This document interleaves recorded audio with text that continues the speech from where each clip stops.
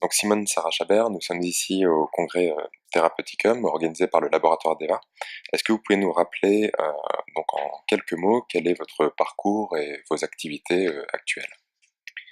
Au départ, virée du lycée tôt, donc beaucoup travaillé, puis à 25 ans repris des études, d'abord dans une branche commerciale, puis se rendant compte que la psychologie était importante dans le monde commercial, des études de psycho, puis de psychoclinique, puis d'accompagnement mourant, puis de formation de massage sensitif, puis de kinésio, puis de médecine chinoise traditionnelle.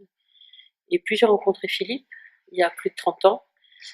Deva n'existait pas encore, c'était l'association Gaïa qui diffusait les élixirs.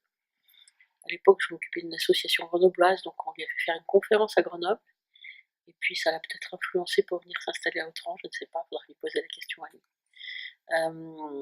Et puis de là, le travail avec les plantes et plein d'autres outils découverts avec le temps autour de la phyto, de l'aroma, de la florithérapie, et aussi autour de choses plus subtiles comme l'approche chamanique, dans laquelle je marche depuis 90 sur ce rouge chemin d'Amérique du Nord, et puis l'alchimie depuis 2000. L'élément déclencheur de votre rencontre avec les élixirs floraux, c'est vraiment la rencontre avec Philippe de Rouen. Avec Philippe et Dominique, cofondateurs de Deva. Après cette première approche avec les élixirs floraux, après ce que vous avez pu justement découvrir avec Philippe, est-ce que vous avez très vite eu des cas ou des anecdotes par rapport à ces élixirs justement avec des patients? À l'époque, j'étais déjà thérapeute, je faisais de l'astrologie médicale, qui était une de mes spécialités. Et j'avais un patient qui devait être opéré d'une problématique prostatique, qui n'était pas un homme très âgé. Et c'était un peu inquiétant, vu son âge d'ailleurs. Et il me disait, mais je marche à reculons, je veux pas y aller, quoi. Et j'avais pas fait le parallèle.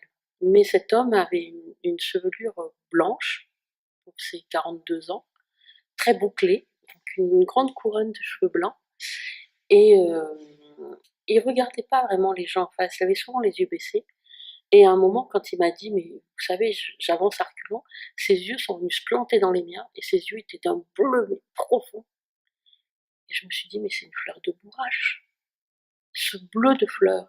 Et puis toutes ces petites épines translucides, brillantes comme ses cheveux. Et la bourrache, c'est l'élixir du courage. Je m'autorise à y aller, je m'autorise à le faire. C'est bon, c'est juste pour moi, je prends l'énergie de le faire. Et je lui dis, peut-être que vous pourriez prendre l'élixir floral de bourrache. Et il me dit, la bourrache, ça servira à quoi? J'en ai plein mon jardin. Et donc voilà. Je dis, mais vous savez, sous forme d'élixir, ça agit à un autre niveau. Donc il a fallu un peu expliquer ce que c'était.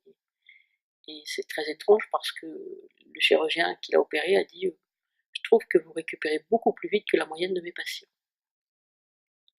Est-ce la bourrache? Je ne sais pas. Du coup, le congrès, alors, c'était comme une évidence, du coup, de venir justement partager votre expérience, vos connaissances. C'était plus qu'une évidence. Le congrès, puisque moi je fais partie aussi du groupe de faiseurs d'élixir mère, on a été sollicité par Pascal très tôt pour intervenir et éventuellement pour trouver des intervenants.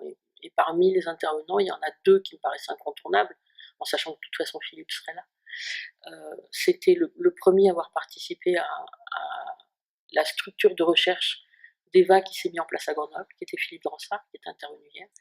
Et puis pour suivre les enseignements de Marc-Henri, en tous les cas en avoir suivi un certain nombre, sur l'eau, ça me semblait évident, la base de l'eau, de nos élixirs, qu'il devait être là. Donc oui, j'ai eu l'envie d'y aller tôt, quoi. Et puis je me suis trouvée impliquée au fur et à mesure que le projet avançait, à faire des choses que je n'avais pas prévu de faire. Et le labo m'a sollicité, et voilà. Donc la table ronde demain, je n'avais pas prévu de faire tout ça. La petite vannerie que vous avez là, je n'avais pas prévu de faire tout ça. Voilà, ça s'est fait avec la justesse du moment.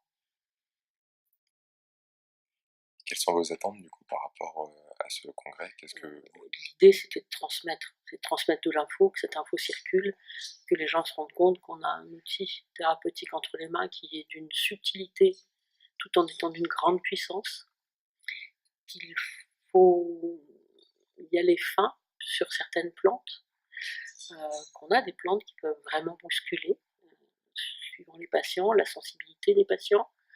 Donc d'apprendre ce dosage aux praticiens, et puis surtout de les amener à regarder la plante. C'est quoi cet être végétal, cette graine? Est-ce que la graine de sauge a la même tronche que la graine de maïs? Qu'est-ce qui change? Pourquoi ça change? Et puis comment cette plante pousse? Comment elle occupe son espace? Comment elle est dans l'environnement? Comment elle crée des liens? Comment elle n'en crée pas? Comment elle s'épanouit en 3 dimensions au niveau de sa fleur? Et comment elle fane aussi, parce que ça on oublie. On oublie que le cycle complet du végétal, c'est faner, grainer et reproduire.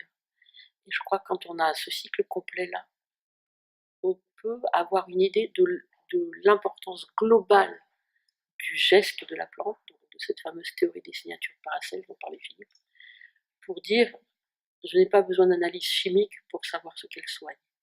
Si je la regarde grandir, si je la regarde évoluer, elle me dit ce qu'elle soigne. Mais faut-il encore que je mette mes vraies lunettes? C'est-à-dire peut-être que j'enlève celle-là et que je mette celle du cœur,